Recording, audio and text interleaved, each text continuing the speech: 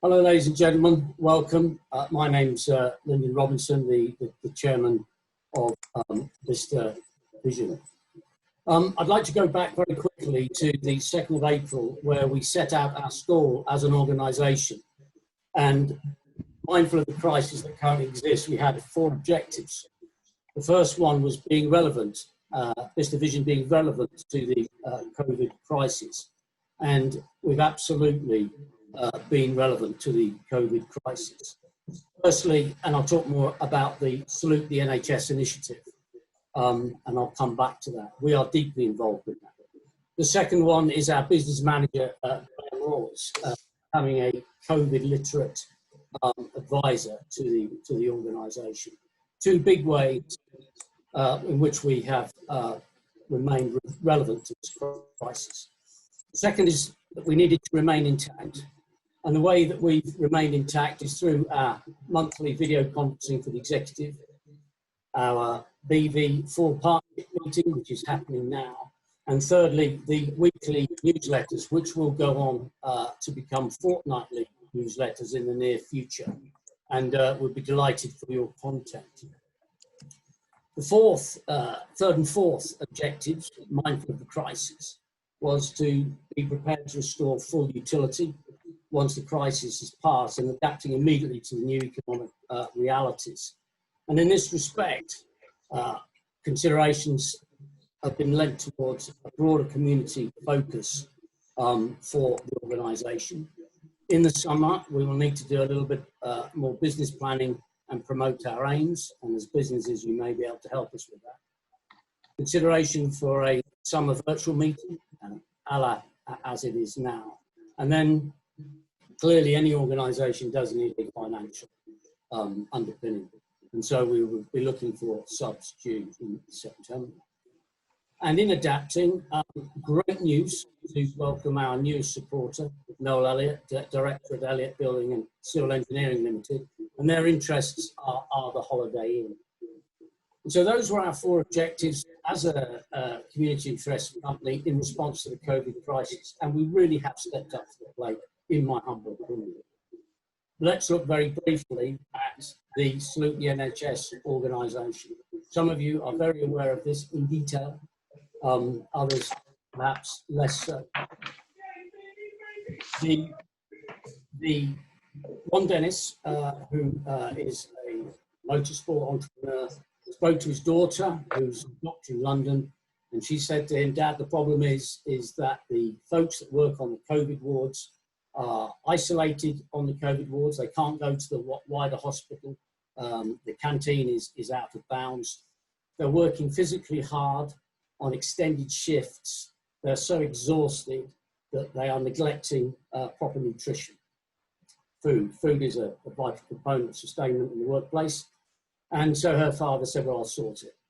And he went out and grabbed people from his past who used to work for him, brought them together as a project team. That project team has a motorsport culture. And then he went to the armed forces and asked for their support, for which he got me. Not the best, I suppose. Got me. And then he had soldiers helping him start up. He had a Get You In pack from the garrison. And then the veterans that live and reside in Bicester joined the project, which was centred at the Bicester Motion Hangar 113. And Hangar 113 effectively became a area for the manufacture of food parcels that can be given to nurses, nutritionally balanced food parcels. 41 hospitals, over 500,000 of these currently done from Barrow in Furness down to the south coast of England. The veteran community, the military, and Ron Dennis's Dream Chaser Foundation, if you like, were the ones that sort of got it up and away.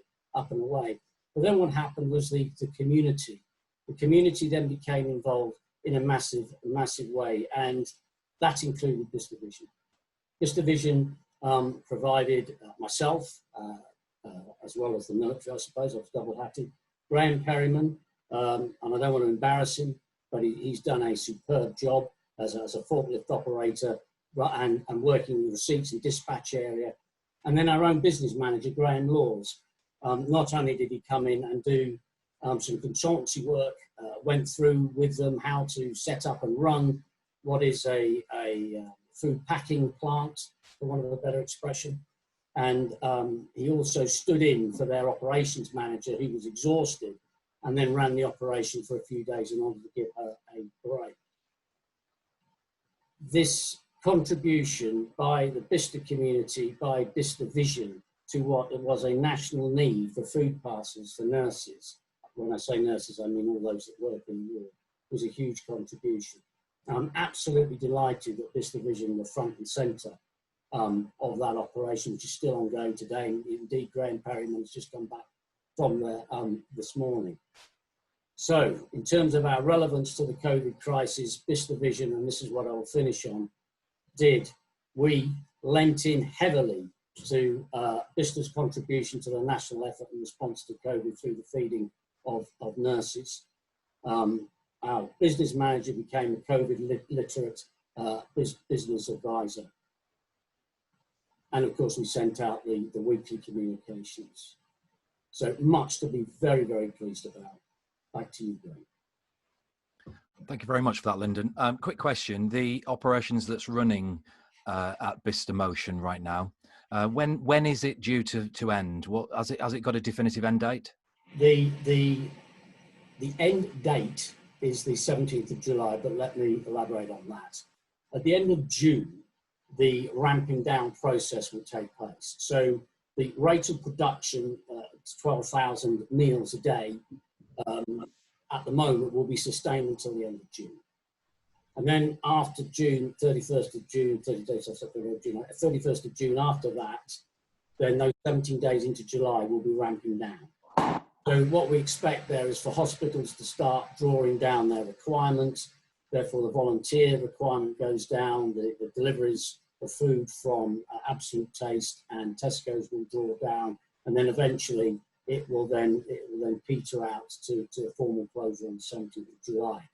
That is the plan. However, if there is a second spike and all the hospitals start ramping up again, and we're back to full-on COVID response, then that is a matter for the project team, and my suspicion is they'll want to run it on afterwards.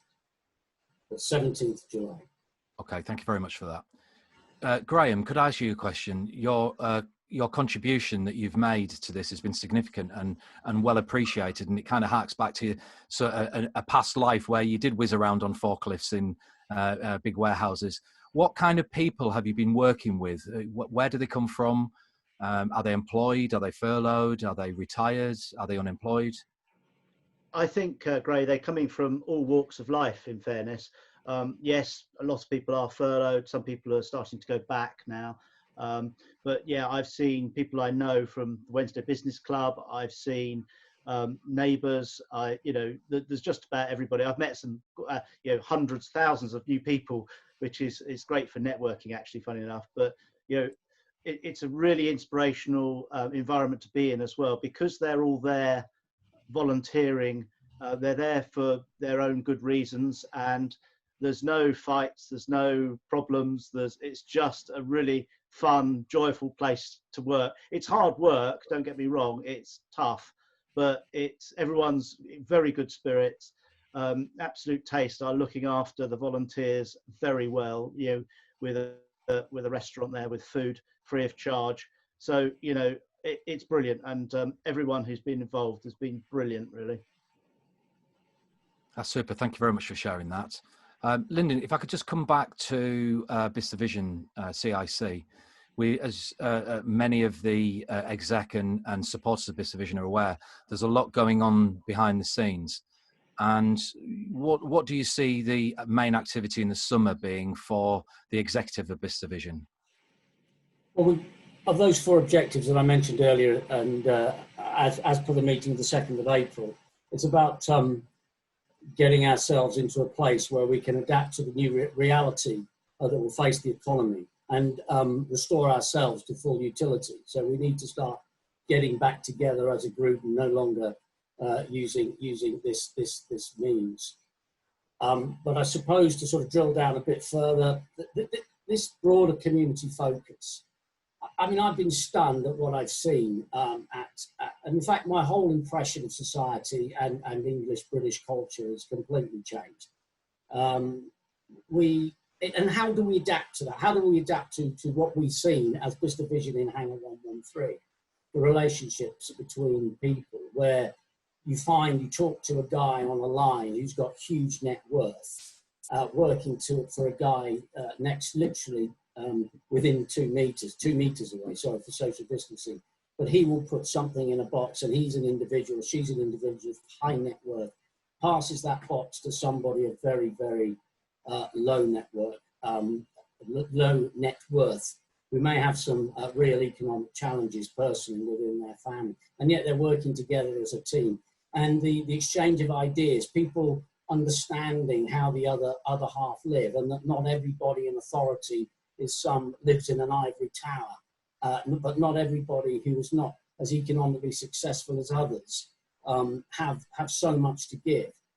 And another interesting point, and I know I sound passionate about this, it's because I am, is that one of the strengths of what happened in Hangar 113, or what is happening in Hangar 113, is that the powerful are not marginalising the less powerful. The able are not overwhelming the less able. The less able are being invited to step forward, are being invited to take on functions within the process that they can do, and they are doing it well, while the more able take on a more sort of challenging roles within the organisation.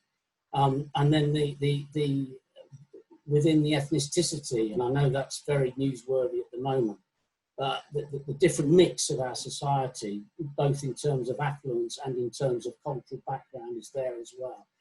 It's a microcosm of what British society should be. And I think Bicester Vision is first-hand seeing that, and that will give us a perspective where we can advise into the future our many supporters and those businesses coming into Bicester. And I'm sorry if my passion has come across and sort of diluted my message, or made me sound as if I'm something special is going on there, and we are at the heart of it, and we are able to identify that and then take it forward. It's a long answer to your question, but that's it, Ray. Long but well worth it. Thank you very much, Lyndon. Inspiring stuff, absolutely, and we really have rallied. I do hope that we can maintain that volunteering force for other greater, kind of gains to our community going forward. I guess, we need to scale out a little bit now, and I'm going to invite Richard Byard from Oxfordshire Local Enterprise Partnership to now take the presenter slot and tell us a little bit about the business support landscape. Richard, are you on mute or off mute? I'm off mute. Super. Hopefully. Thank you very much. Excellent. Thanks, everybody. And follow that fantastic inspirational story. So I'll do my best. Great. If you just go to next slide while Graham does that. I'm Richard Byard, Director of Business Development at OxLEP. I will whiz through probably over the next 5 or 6 minutes our response to the economic crisis, and just look at the support that the LEP has led. A little bit about business intelligence gathering and how we engage and use that for engagement with government, and then move on to recovery planning. And there's a lot of focus, quite rightly, on how we move forward as an economy, both locally and of course nationally. Great, if you could.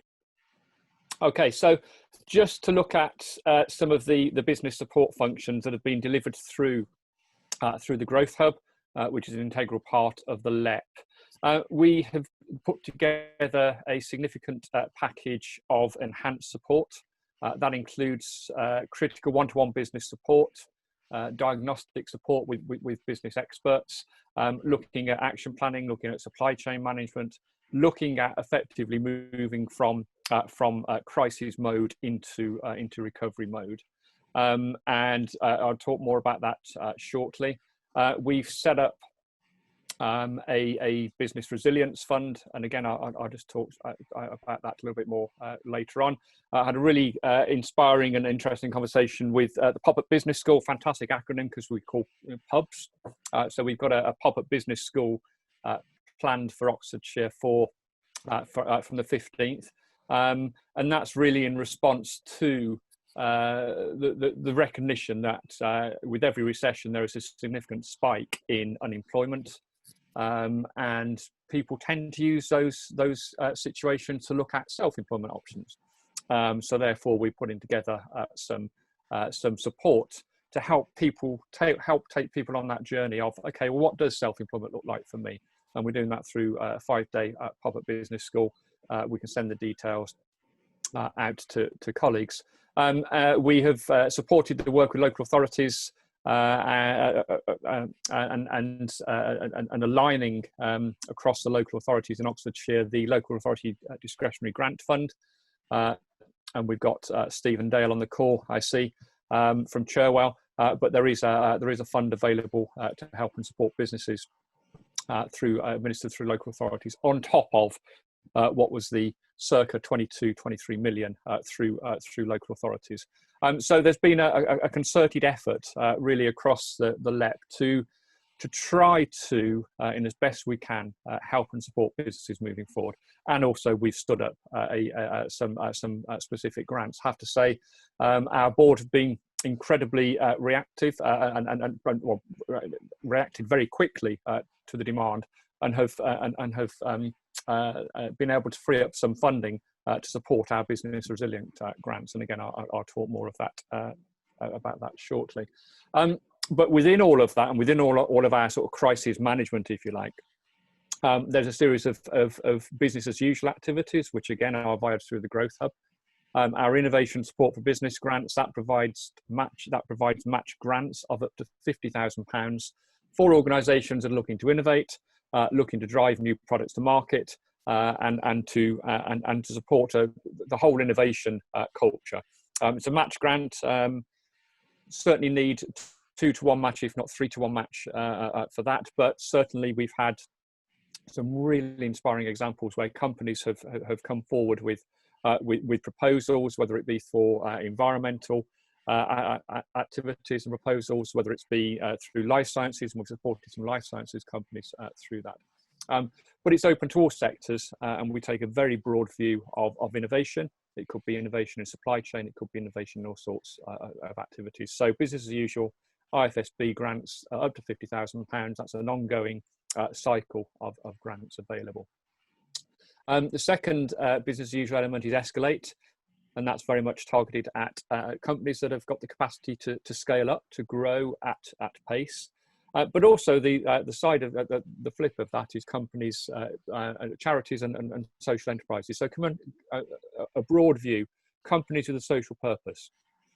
And again, you'll see on screen, match grants up to 25,000 in this case, recognising that a lot of our beneficiaries will be charities, social enterprises, and similar. The match rate on this occasion is 1-to-1, so reflecting that particular audience, but very much targeted as previously identified through the IFSB programme, to try and drive business support and funding into businesses to help and support them. These programmes are business as usual. They're running to 2022. We're just pivoting them for the current crisis.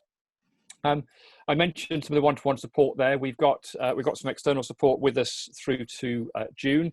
PCH Business Support, who and Paul and the team are providing some really intensive business support, looking at, as I say, supply chain management, crisis recovery, pivoting business models, etc. They're with us through to June. So again, the board stood up very quickly a temporary contract in order to manage that situation. In parallel, we've just come out the other end of an ODU EU tender process, and we've awarded. Can't tell you who yet because we're in that 10-day cool-off period. But we've awarded additional support. It's a contract value of 185,000. That gives you the scale of support. But we've extended that programme effectively, the base of that programme, out through to March next year. That will provide one-to-one support, peer-to-peer support, supply chain, all the stuff that I've mentioned previously. Equally and crucially, One of the outcomes of that is, I think it's 300 individual business economic recovery plans will be worked through. So they'll be in-depth business plan, business replanning, if you like, that the team will work through. So we'll go live on that 1st of July. As I said, we're just in that standoff period, cool-off period with the contractor. Pop-up business school I've mentioned. Again, we'll send the details out through Gray and the team. That's a Zoom-based platform. As always, we're all adapting to this new norm. That's got capacity for about 300-400 participants. There is actually additional capacity if required. But there's some really, really good stories, some really good case studies that have come out of that.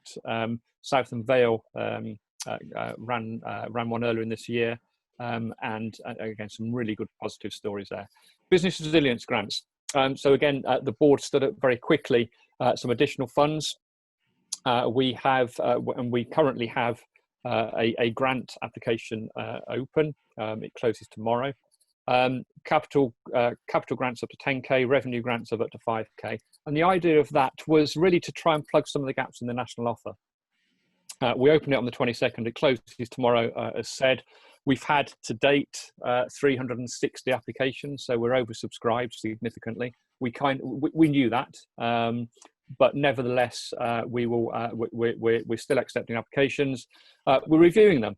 And we're reviewing them with a panel, and there are three main criteria that we'll look for that in terms of allocating those grants. It's business growth and the ability of the business to grow post-COVID, business resilience, and that might mean strengthening the business base, strengthening the resilience of the organisation. It might be pivoting the business, looking at other business models, and the number of jobs either created or, in this case, likely number of jobs safeguarded. Initial indications across the applications that have been received so far, we'll be looking to safeguard at least a couple of hundred jobs through this. So next slide, please, Graham. I mentioned the future offer there, and equally I've mentioned the business as usual through the Escalate and IFSB program. So again, just draw your attention to that. That's business as usual. Thanks, Gray. Next one. And in parallel to that, skill support. We're engaging through our ESF programs, a series of activities to support businesses. These were underway anyway. But effectively support for individual businesses through the Skills for Business program to help them understand, and again we're pivoting these, help them understand the impact of COVID on their workforce, on the skills and training required for their workforce, particularly as we move into the post-COVID landscape. But equally, there's two ESF programs that we're running: skill support for the workforce, which is around upskilling and reskilling. Equally, skill support for the unemployed as well. So a host of packages there to help and support businesses through that. Next one, please, Greg. And we have convened a whole raft of business intelligence activity and gathering. I'd draw your attention to two. There are many. The Experience Oxfordshire Visitor Economy Impact Study has been incredibly well received globally. They were one of the first, if not the first, destination management organisation to really drill down into the impact of COVID on what we all recognise is one of the core sectors for Oxfordshire. It's one of the core sectors for UK PLC. Equally, one of the most one of the sectors that have been most impacted financially, and of course, one of the last out of lockdown. Why is that important? It's important because for Oxfordshire, employs circa 40,000 individuals, significant contribution to GVA. Equally, within that context, a lot of those workers are lower skilled. A lot of those workers have various other additional caring responsibilities. The working patterns suit them. They are the people that could well be impacted more heavily as we move into a different economic reality. Next one, Gray, please. Okay, very quickly run through recovery planning. So for any good plan, and Lyndon will support this, any good plan needs the evidence, it needs the rationale behind it. Okay, what's the evidence? For many years, we, people like myself and Gray and others said, we've got a fantastic economy, virtual full labour market. and the tightness of our labour market has been a real challenge. That has changed, and what you can see in front of you is the impact on claimant count in Oxfordshire as of the middle of last month, and this takes up data up to and including, as I say, the end of last month. So it kind of picks up the last week, the first week of lockdown from the 23rd of March. It also picks up that sort of that strange 2-week period beforehand when there's a lot of uncertainty. What you see there effectively is an 84% increase in claimant count in Oxfordshire from March, so from sort of circa 6,500 up to 12,240. We would expect that to grow significantly at the next data release, which is in 2 weeks. What that means is that effectively we're at 2.8% unemployment across Oxfordshire compared to 1.6% last month.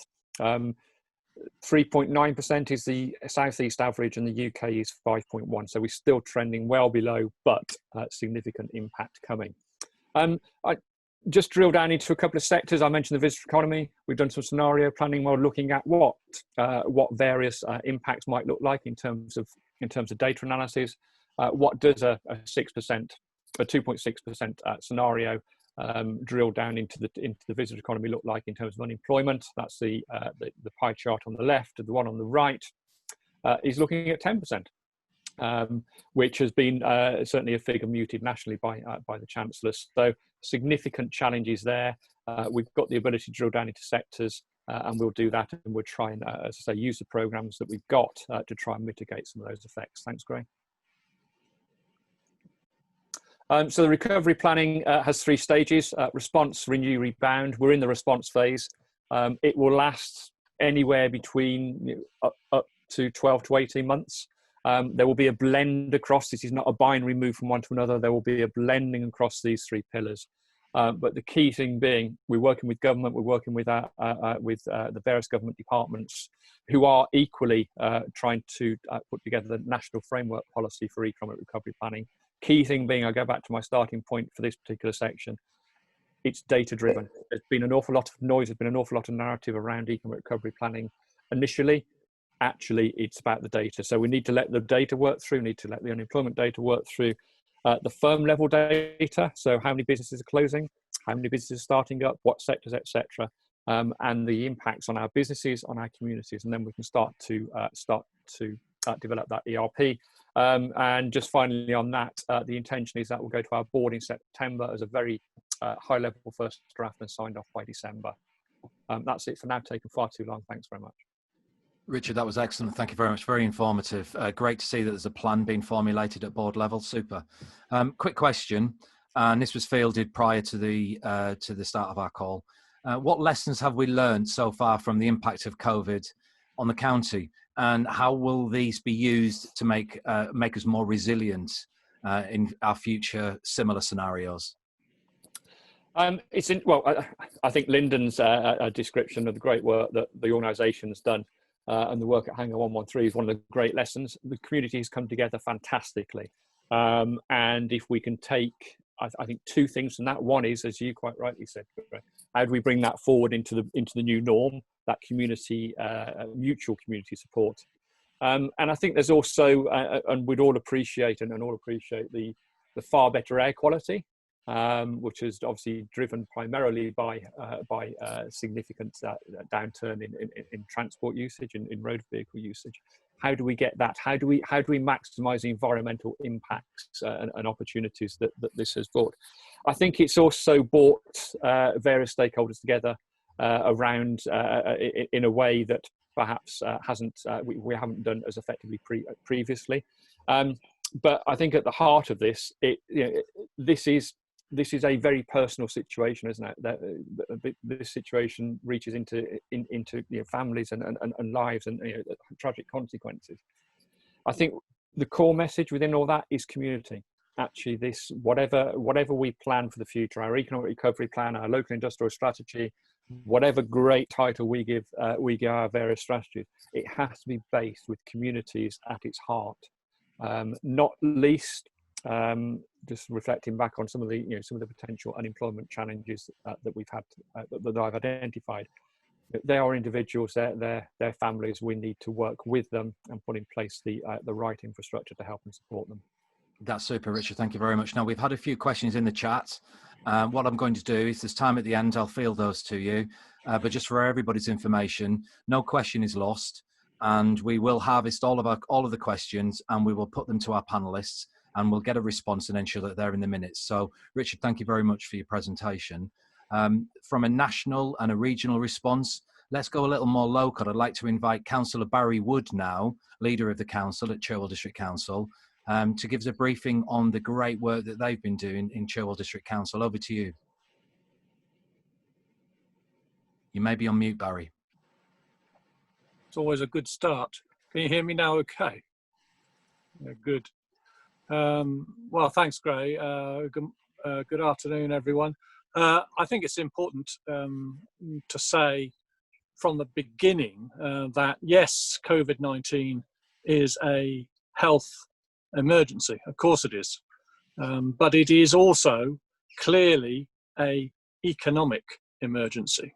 I use the word crisis too much in my line of work, but the economic crisis is obviously very serious. It's an international matter, a national matter, and a local one for us. And that's going to be very important, that recovery program, which we now speak of so glibly, has to be done very well, has to be planned and managed and coordinated and controlled well. Easy to say and not so easy to do. In our context here, we have the backdrop of the Oxford to Cambridge arc, and that is a nominated, dedicated economic sub-region for the government. And in the last budget, that was sellotape down as an economic priority for the government. And we know that that will continue to be the case. And so we have that backdrop for us. And people like me sit on the ARC Leaders Group and on the Oxfordshire Growth Board and on the board of OxLEP. And there is an important part there in terms of coordination, collaboration, and making sure that the linkages are there so that people are all on more or less the same page, pulling towards the same objective. So I think our backdrop being in the ARC and in Oxfordshire is going to be as good as it gets in this country. We just still need to, as it were, exploit our position as best we can in terms of an economic recovery. I take this opportunity, if I may, to thank all the officers, all the staff, all the people who work for Cherwell District Council. They have provided a seamless service through the lockdown, and that has been important to people and businesses in this district. Interestingly, the fact that there has been such a reliance on home working, or always was home working, we just didn't rely on nearly everyone doing it, has seen an increase in productivity. And that I don't know whether that holds good for many other enterprises, but for us, that is a significant eyebrow-raising point. And there, as a whole other storyline there about how we will organise ourselves in the medium and long term.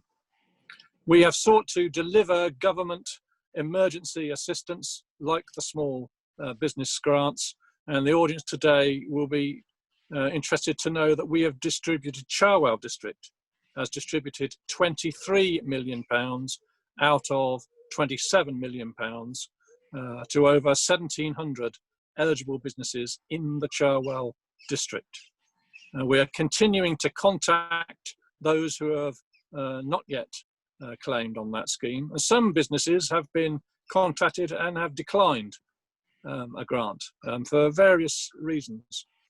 Some of them ethical and some of them to do with accountancy. But the bottom line is that some have declined, which is maybe of interest to you. But there are some who are, we think, are eligible and we're still having trouble getting hold of, which may strike you as being a little bizarre, but is actually true. So we've got a lot of effort on that to make sure we reach all those who are eligible. Last Tuesday, we launched the additional discretionary business award scheme. And it's not really what it says on the tin. And you think, oh, discretionary means complete discretion then, does it? The answer is no, it doesn't mean that.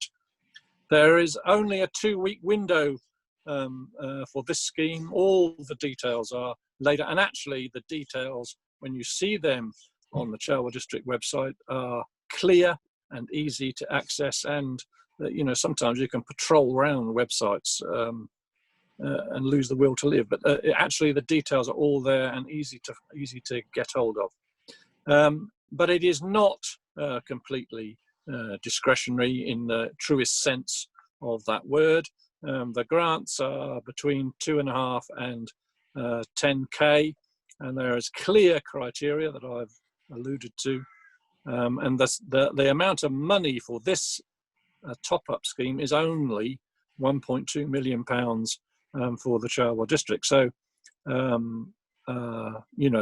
it's a different scale to the one we've been talking about before. It is for those businesses operating in shared office spaces and business centres. In other words, don't have their own buildings. It's for businesses such as bed and breakfasts who pay council tax, not business rates, and so fell through the gap with a system based on business rates and business rates valuations. And it's for ditto for businesses such as market traders, and also, and this is key and answers one of the questions that we have been pre-warned about, for voluntary organisations and charities are picked up in this part of the scheme as well. I do commend people to go to the website and look that up. There is, I finished by saying, there is also a Open the High Streets Safely Fund, which has gone to district councils, and we're working on that now. But I think it'll boil down to things like putting barriers up to widen walkways such that people can go, past each other without bumping into them, bumping into their neighbours. So that's going to have to happen, and probably some thinking about one-way systems up and down high streets for similar reasons, but still in the planning phase. The District Council looks to play a full and active part in the economic recovery for this district, and to coordinate, collaborate with colleagues at Growth Board, LEP level, and at Oxford to Cambridge ARC level. And I'll be very pleased to take any questions, Gray. That's super, Barry. Thank you very much. Really appreciate you acknowledging the great team that you have there. For those of us on the call, Bicester, Cherwell and Oxfordshire as a whole are blessed to have an exceptionally good local enterprise partnership, a series of local authorities at county, district and town level that punch well above their weight and really make things happen. That's why Bicester is the town that it is, and that's why we're all a great success as a result of it. So thank you for that. I've got a specific question, and I guess, Richard, you may have an opinion on this one as well from a LEP level. So the question came in of, during the COVID period, has any progress been made around the matter of the near overcapacity of the A34 and or the possible additional M40 junction, both of which will impact and potentially restrict the economic potential of both Bicester and North Oxfordshire? Do you have a view on that? Well, yes, the short answer to that question is no. There hasn't been any progress on that during the COVID period. And that's because, I suppose there's a degree of obviousness in that a lot of civil servants in the departments of state were sidetracked into COVID-related workloads, and now they're only just starting to go back to their parent departments. As far as I know, nothing has happened in the COVID timeframe, but you can anticipate things happening as they go back to work in their home office kind of thing. And what I would just comment on is that what was said immediately before COVID was that the Oxford to Cambridge, the part of the expressway that goes from Oxford to Milton Keynes was paused, which was subtly different to ceased. But we don't know what the upshot of that is, and the speculation is, what will happen next then is that there will be some other road building schemes between Oxford and Milton Keynes instead. But we don't, that's speculation on my part, we don't know that. But there will have to be a reappraisal of strategic road networks now. And that calls back to an earlier comment that was made about optimizing the benefits that we have had in terms of air quality and that sort of thing. So it's a matter of coordinating strategic transport with gains in air quality, with also environmental aspects that are optimized. Not an easy call, but that's just what I think is going to be the name of the game. Okay, thank you very much for that, Barry. As many of you know, Bicester Vision CIC has built a reputation on its face-to-face networking. We always get great numbers. We're fortunate to have such fantastic speakers, so much good news to share. So this is a particular interest not only to our organisation, but also to those organisations themselves who have the venues. So the question is, business training, networking and information events require venues. What steps are being taken to support those local independent hotels and venues to ensure that capacity is available as lockdown is lifted? Well, I think that there are going to be big challenges for that sector, statement of the bleeding obvious. But we do know that Visit England are launching a charter mark on the 15th of June, which will be a self-assessment tool for hospitality venues to be able that they can use in order to achieve safe and clean accreditation. Now you can wonder about the merits of self-assessments and accreditation schemes, but I think that if venues are advertising that they have a charter mark and that they've taken, which proves in inverted commas that they have taken the necessary steps, I think that that will be a helpful thing. But this is a challenging aspect for all localities across the country, and it's something that we're going to have to think hard about how we can bring those sort of that lifestyle of training and communication events back in that way. I have to say, it is possible though that one of the spin-offs is going to be that the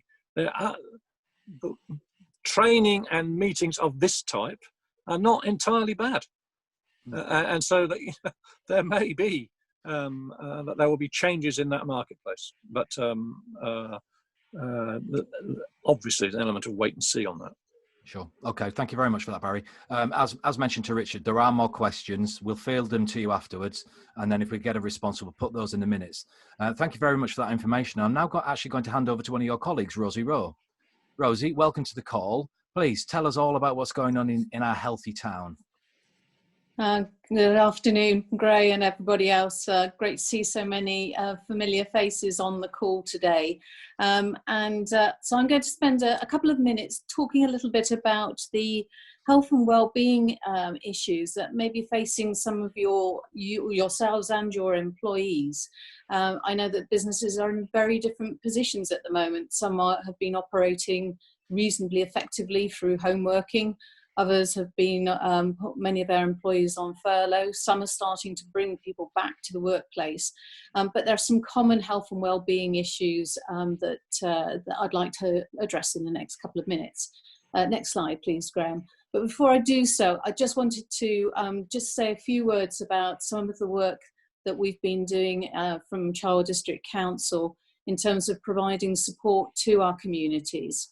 And I think one of the really core things that's coming out of today is this importance of collaboration, this sense of community and the relationships that we have. And from my part, having worked with Bicester people for the last 4 years now, the relationships that different sectors have generated across the town means that it's really worked so well when this crisis has hit.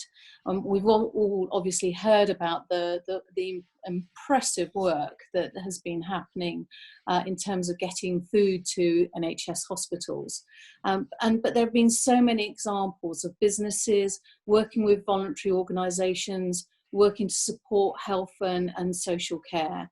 I know Value Retail teamed up with Age UK and have been doing some really important welfare calls. But we also know that there's been some amazing work at a really local level in neighbourhoods with different groups helping each other. And I think it'd be fantastic to collect some examples of these as case studies of how Bicester as a community has really stepped up to the plate. From a Cllr perspective, we've obviously been providing a lot of support to people who've been shielded, those who've had to self-isolate, ensuring that they've been getting food parcels, not just through the national scheme, but for those people who are vulnerable and in our more deprived families. So working very closely with the food bank to make sure that they had all the supplies that they needed and the resources and volunteers. But we've also been working closely with our NHS colleagues. We got a call out from the local pharmacies saying that they were completely overrun with requests for home deliveries of medications. And that prompted us to get in touch with Alchester Running Club, one of the great local clubs in the town, and their volunteers have been doing pickups and deliveries to people who are self-isolating, doing it as part of their daily exercise routine. So fantastic teamwork there.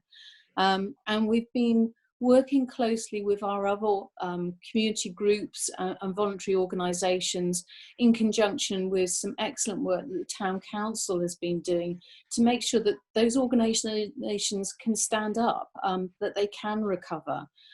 Some of them have pivoted in the way that businesses have and have diversified in terms of the support they offer. And others have just needed some additional support to keep going. So that's just a sort of a bit of an indication of some of the things that we've been doing along with the support from a business grant perspective. So what's the impact of COVID-19 on workforce well-being? So none of these issues will be particularly new to you. I'm sure that many of us are aware of them. There was an interesting survey done by the Institute of Employment Studies that found that half of all respondents reported some issues around mental health, anxiety, a sense of stress. It's not at all surprising. There are going to be issues of worries about money, about health, about job security, and what the future might hold. And that's to be expected. And there is now a lot of support available for people who are experiencing that kind of anxiety and stress. With all the home working that's been going on, we've also seen a rise in musculoskeletal complaints. with a lot of people reporting new aches and pains, and there's some good guidance now about, you know, actually the importance of taking breaks when you are home working, about how you can try to enforce a bit of structure to a day, things that you can do to ease those aches and pains. So again, I'll be pointing some resources in your direction. Lifestyle factors seems to have gone one of two ways. Either people have got more exercise because they're not sitting in a car commuting for a long time, or they have become less energetic because frankly their days are so full just trying to cope with the business. So we know, broadly speaking, that 60% of people are admitting to exercising less. They're eating less healthily, and sometimes there's an increase in alcohol consumption as well. So all of those lifestyle factors are completely understandable, but as we look to that kind of recovery phase, this is about sort of resetting and thinking about how can we modify our lifestyle so that will also help with our sleep, because we know disturbed sleep is a big issue. So those are some of the negative impacts of COVID. We already heard about some of the positive benefits, and from a volunteering perspective and a sense of community, a sense of place, I think Bicester is a bit of a beacon for the rest of the district around this. And I think one of the challenges and one of the things that we want to do is to reach out to those volunteers and say, please don't stop. You know, actually, yes, you need to go back and to what you were doing before, but let's create the space, let's create that capacity within our normal working environments for you to be able to have some time to do that volunteering. And there are a number of voluntary organisations who the district council support, who are there to support volunteers, to help them match them up with organisations locally. And so we don't want to lose that as we go forward. So if we go to the next slide. So these are some of the things that it might be helpful for you to think about with regard to your employees. And it is really taking a whole person approach. For those people who are trying to bring people back to the workplace, they'll be thinking about, you know, PPE, social distancing, one-way systems, all of those kind of things. But actually, we do need to think about the whole person, think about their mental well-being. Ongoing communication is absolutely key to this, but there is something about normalizing mental health issues to say that it really is okay not to be okay. It's okay to be anxious. It's okay to feel concerned, and everyone will need to be treated in a different way because their personal circumstances will vary. We know not only that black and ethnic minority communities are at greater risk from COVID, but also those with people with diabetes have been at particular risk, and that's a very common condition and something to consider when talking to individual employees. One of the things that we want to do going forward is about building resilience, not just community resilience, but individual resilience and coping strategies, and some great tools that are available from Mind to support that in the workplace.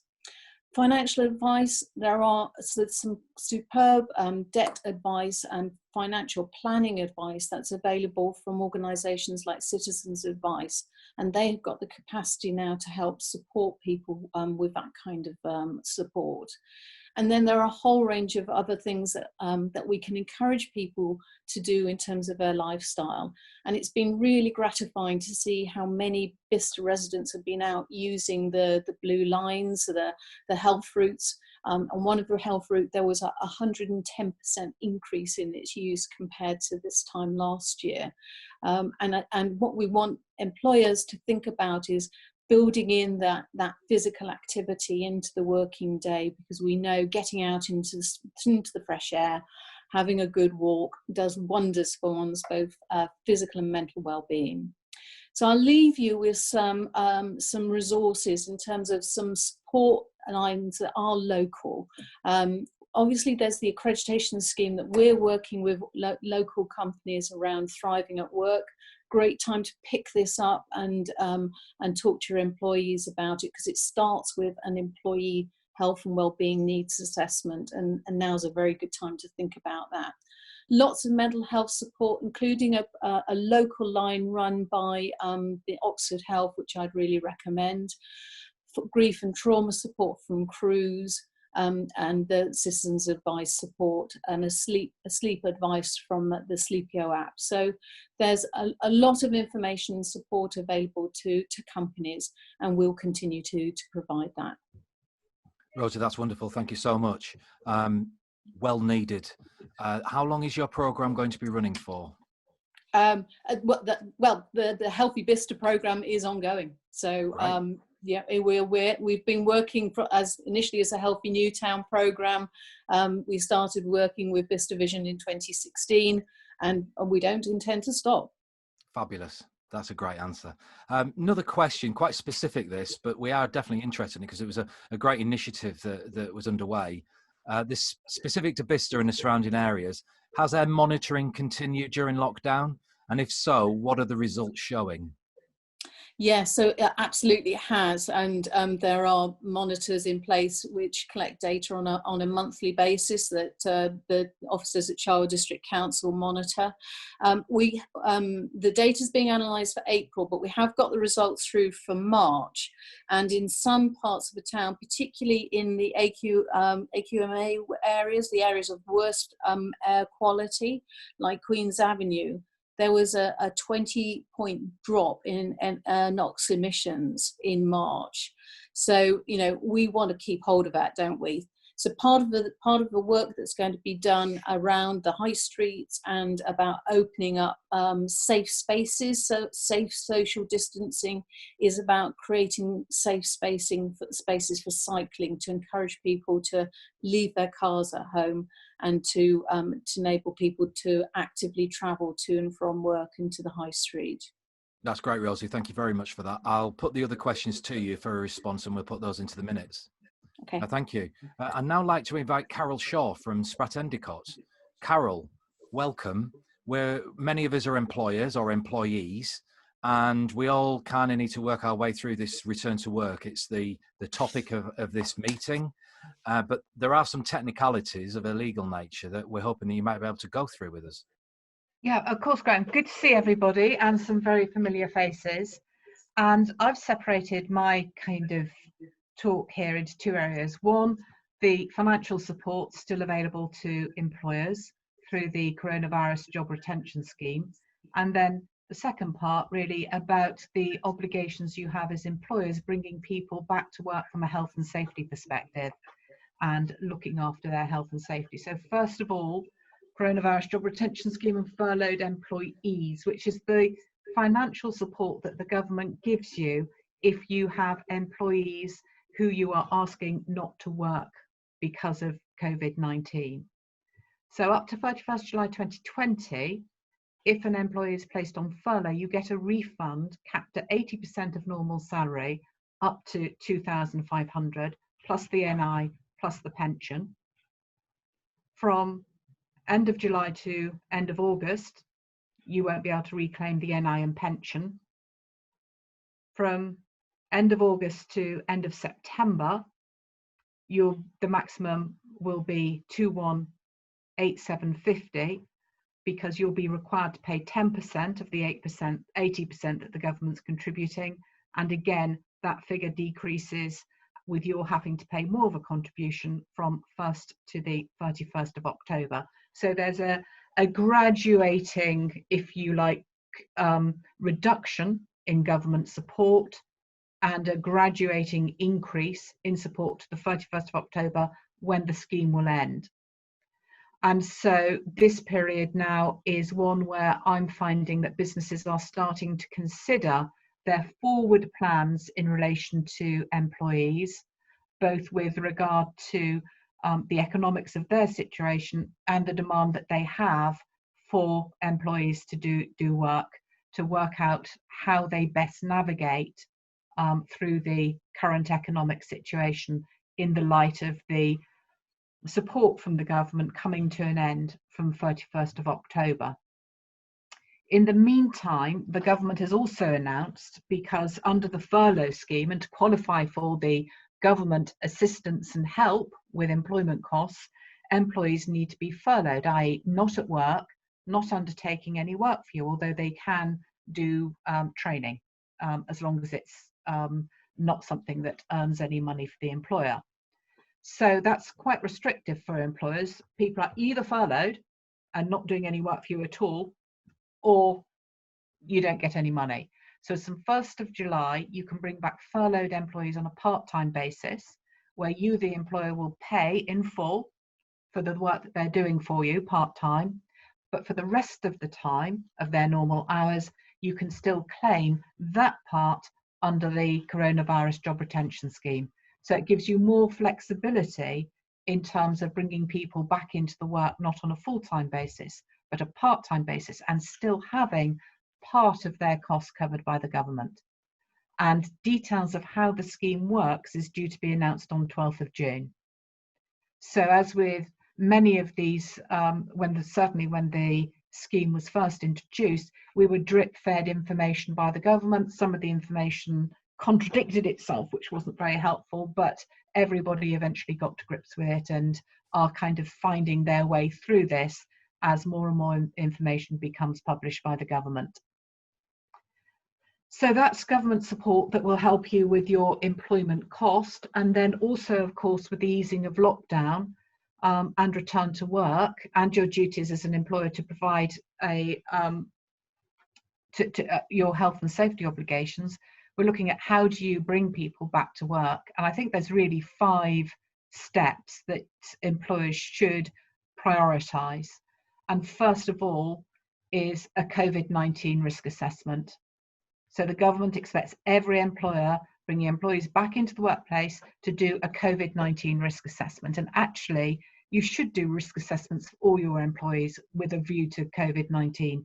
So I would suggest that would include your furloughed employees, risk to their health, for example, mental health issues, feelings of isolation, etc.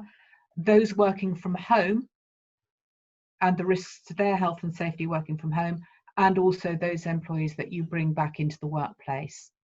And one of the particular things in the guidance that the government was anxious to stress was that in carrying out these risk assessments, there should be full consultation with workers and or trade unions.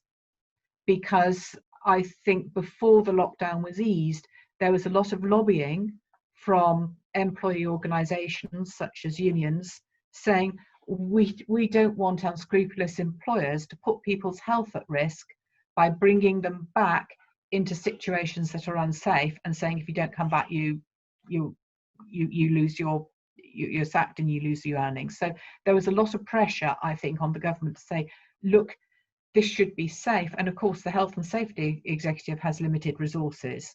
So I think the government sought to address this by saying, you must do your risk assessments. You must engage with your employees. Where you're unionised, you must engage with your unions.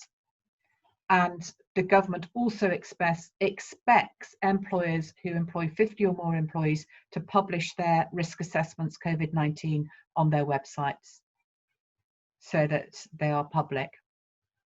So risk assessments, critically important.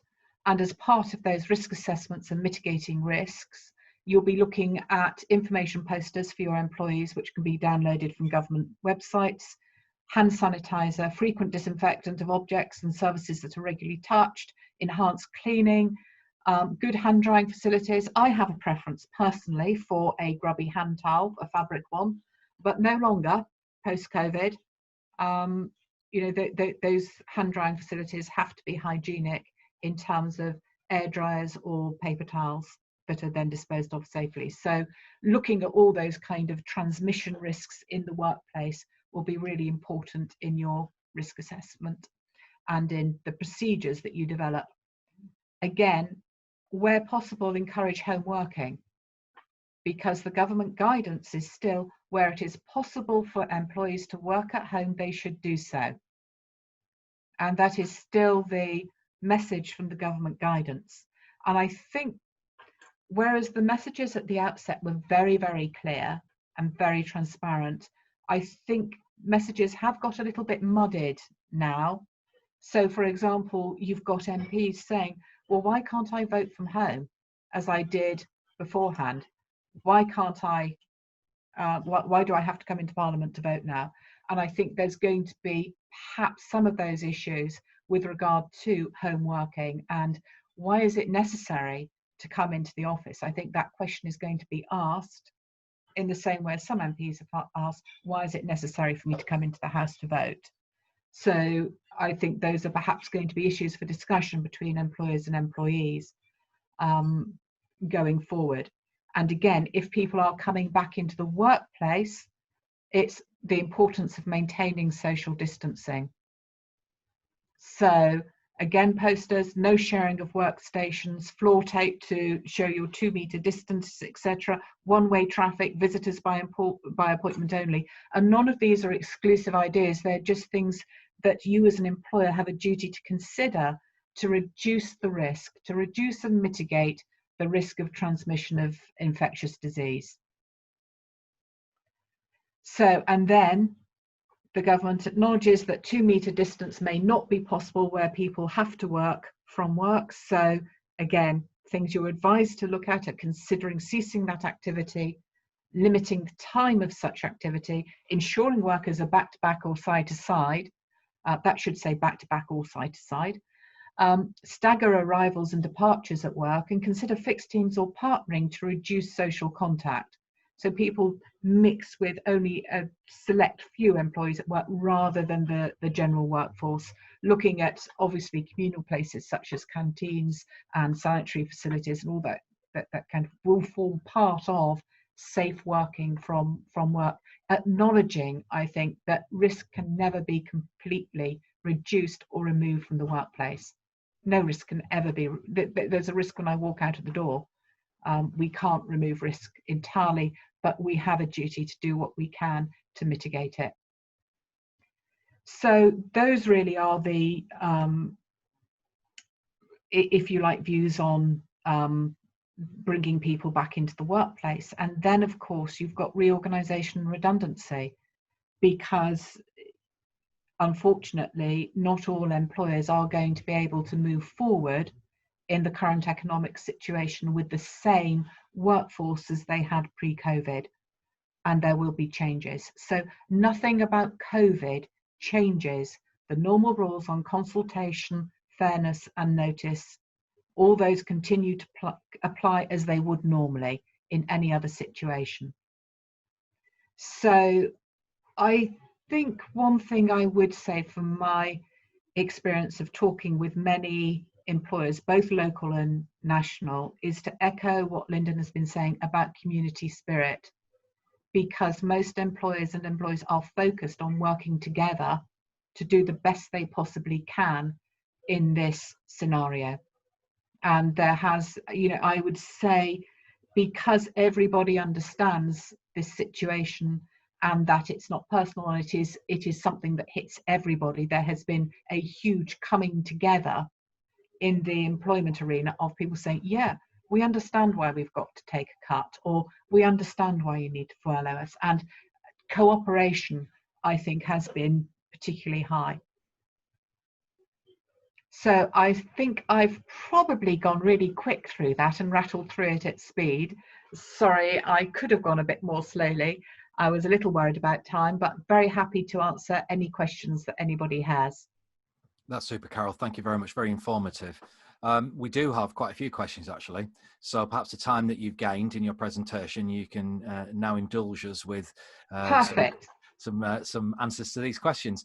So our first one, at least one high street brand is reportedly refusing to reallocate holiday time booked by employees who were then furloughed and also unable to take their holiday. Is this legal? Actually, the answer to that is yes, it may well be. I think the government sent out a message when COVID-19 first hit, which was to say, if you can't take your holiday, normally you can't carry over under the working time regulations, but we're going to make an exception so you can carry forward for up to 2 years. which was something new. But that doesn't mean that employers have to allow employees to take their holiday forward, and they can ask employees to use their holiday during the furlough period. And the regulations make it absolutely clear that where somebody on furlough is asked to take their holiday, you have to pay holiday at 100%. So if you have reached any agreement with your employee that during their furlough period they don't get full pay, they get 80% of pay, that if they take holiday, that agreement is trumped and you have to pay at 100%. Because the obligations legally to pay holiday pay are at normal pay, not any reduction agreed during furlough period. So another, sorry, and in question of, you know, it also, I think that question very much raises the question of what is holiday? Yeah, holiday is time away from work where you don't have to go into work and work. There is a question that if you are at home doing can you actually effectively use your holiday? Can you be on holiday at home? And I think, you know, most employers are finding that employees are understanding that from a business perspective, to have a lot of accrued holiday taken forward because employees are not willing to use it or object to using it during the furlough period will cause problems going forward. And there are provisions in the working time regulations where an employer can require an employee to take holiday at a particular time by giving sufficient notice. So thank you for that, Carol. Sorry, I draw a breath now, Gray. That's it, yeah. So, I mean, these are challenging times for employers. Yeah. You know, for many organisations, they furloughed almost all of their staff. Perhaps it's only the directors of businesses that are still keeping it going, keeping the, you know, kind of the wheels turning. But their thoughts are to bringing their staff back. You know, from a contractual point of view or from a legal point of view, what if an employee simply says, I don't want to come back?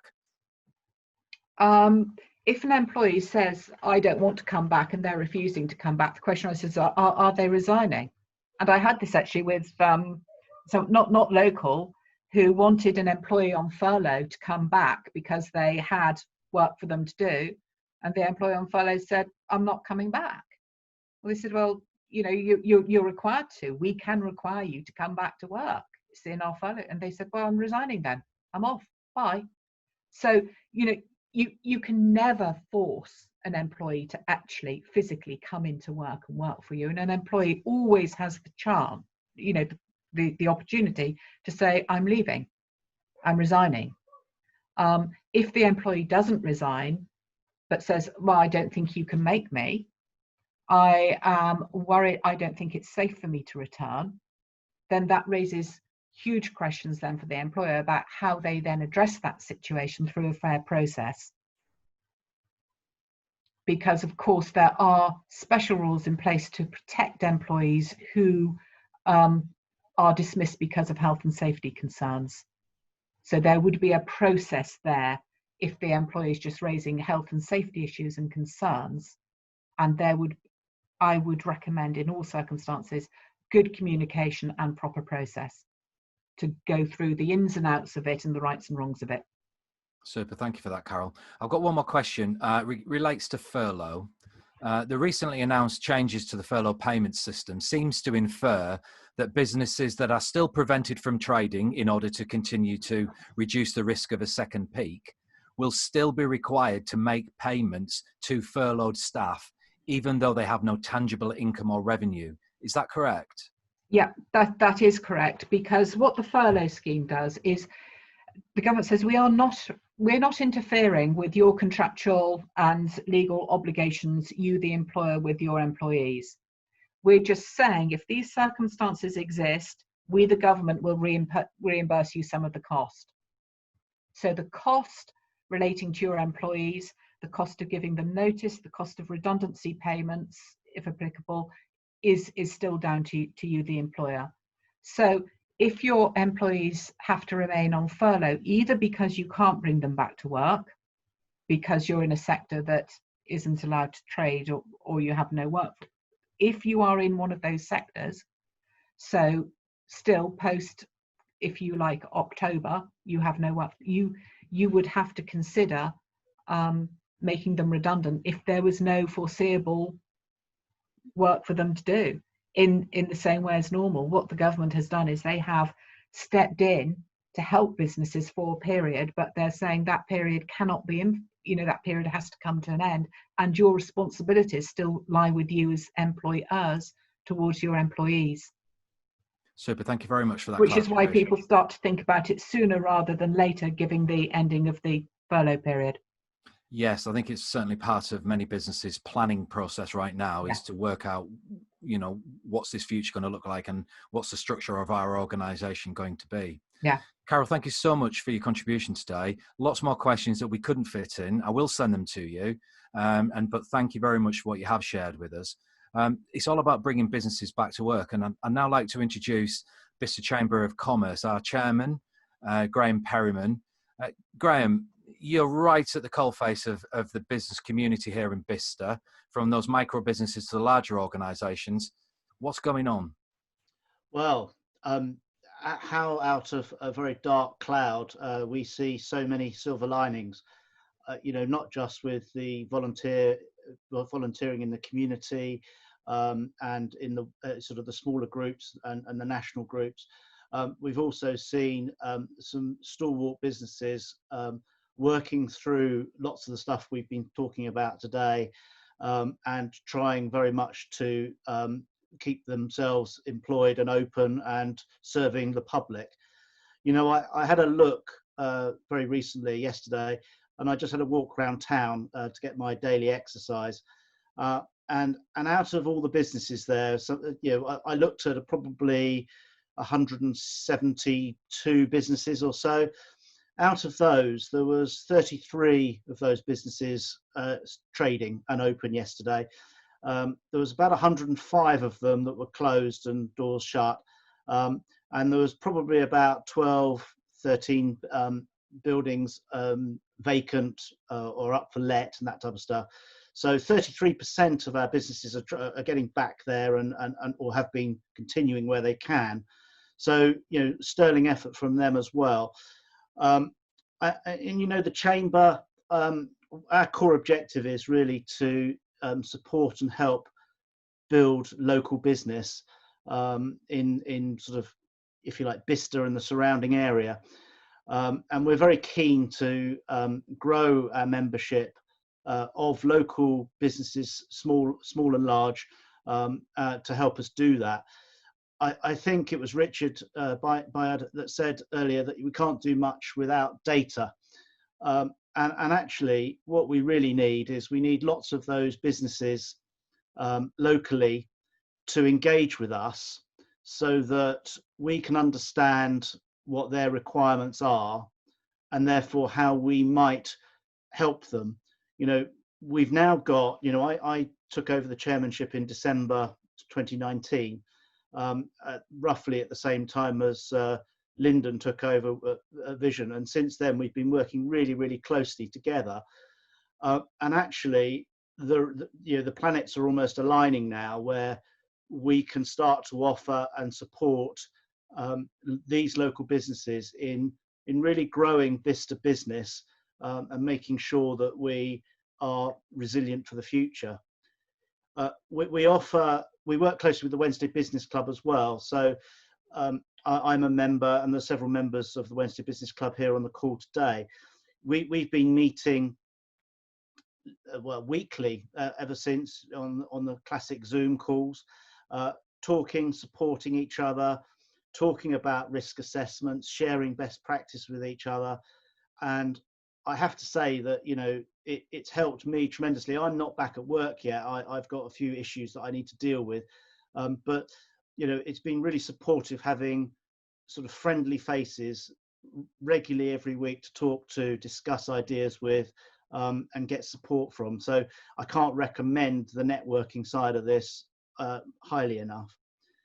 The other thing the Chamber have been doing, we decided that, actually, while all the businesses are largely closed, there are quite a large proportion of businesses offering services online, so home delivery, you know, I take one example you might laugh at, but Wrigley Monkey is delivering beer to the homes of those people who support them and like their beer, and they've had to adapt their business accordingly.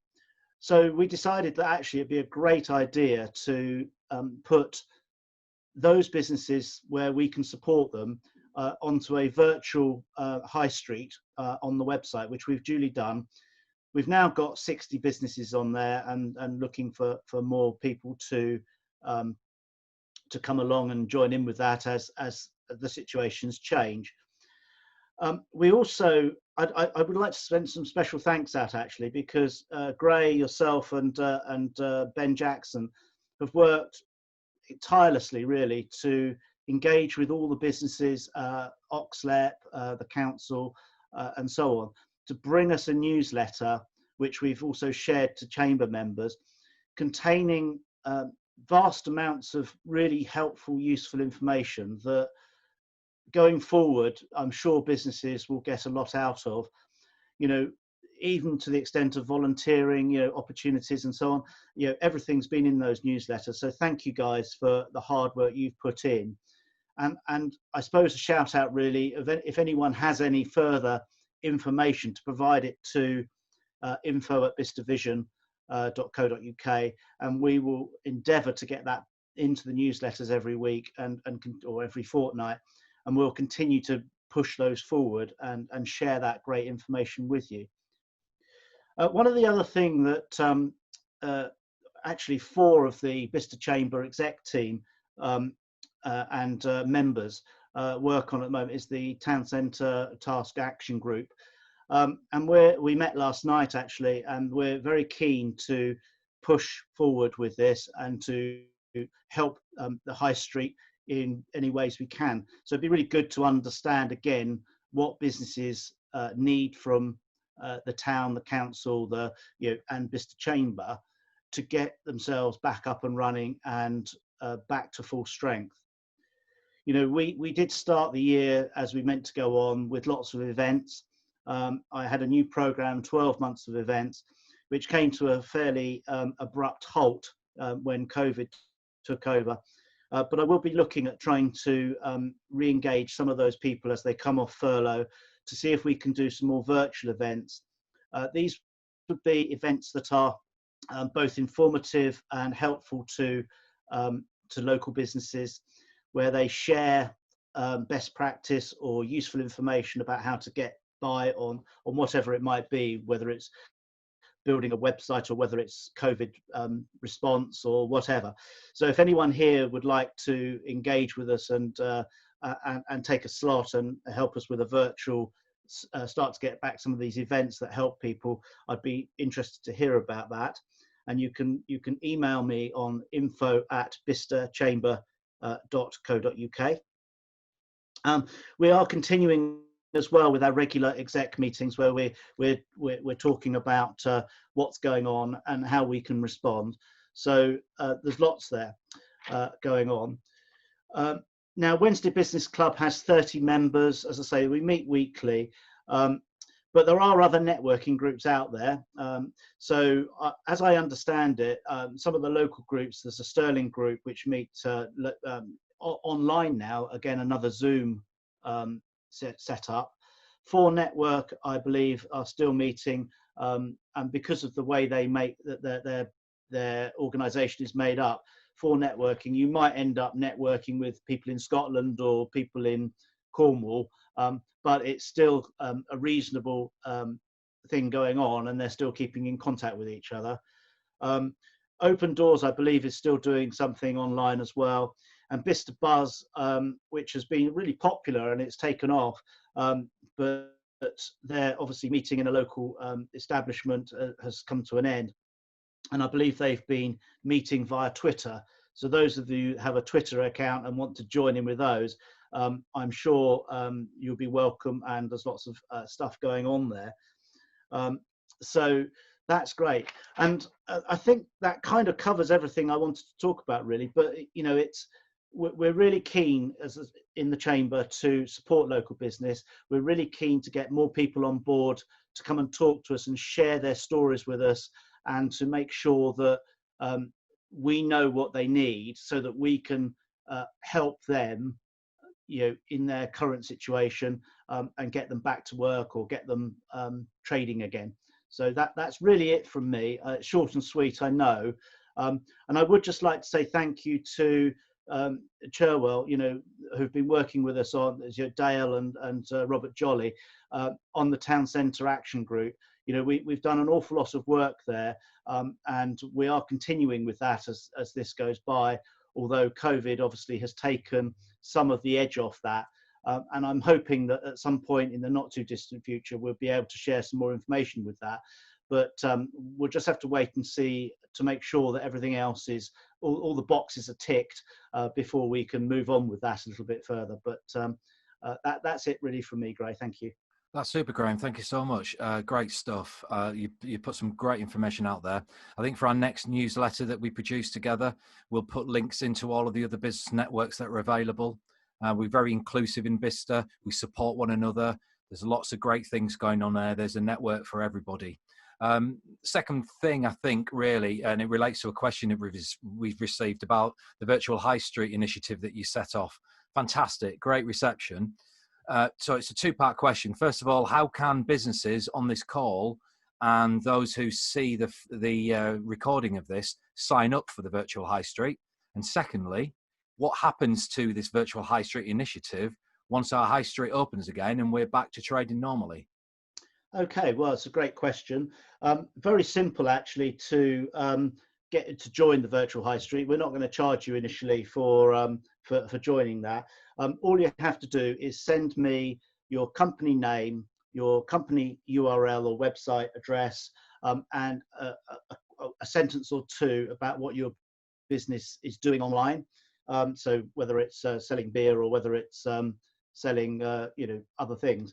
And the email address is up on screen there. So it's info@bicesterchamber.co.uk. So send me an email. We'll pick that up and we will put you online. In the background, I am, as part of the second part of the question, in the background, I am working on a slightly more elaborate business directory. I've put on about 30 businesses so far. And when we launch that, the businesses will have a business logo, an opportunity to put more than one image about their business and share information in a sort of 1 or 2 paragraphs.